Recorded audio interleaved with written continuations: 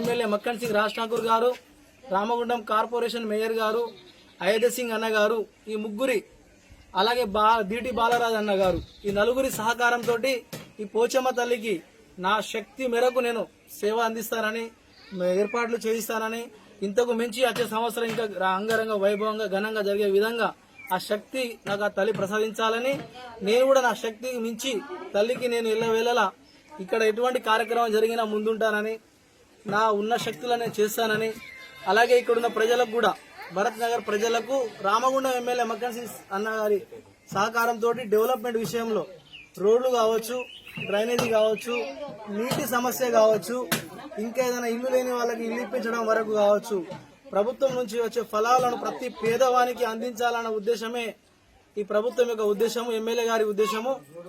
అట్టి ఫలాలను ప్రతి ఇంటికి పోచమ్మ తల్లి దీవెనతోటి, దయతోటి అందాలని, అందించాలని ఈ సందర్భంగా పోచమ్మ తల్లి సన్నిధిలో ఎమ్మెల్యే గారికి కోరుతున్నాను.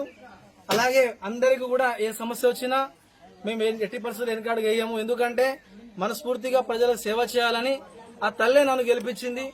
ఆ తల్లి గెలిపించిన గెలుపు అందరికీ అందే ఫలాలు అందేటట్టు నేను ఎల్లవేళలా ఉంటాను. అందరి మన్ననలు పొందేలాగా నడుచుకుంటాను.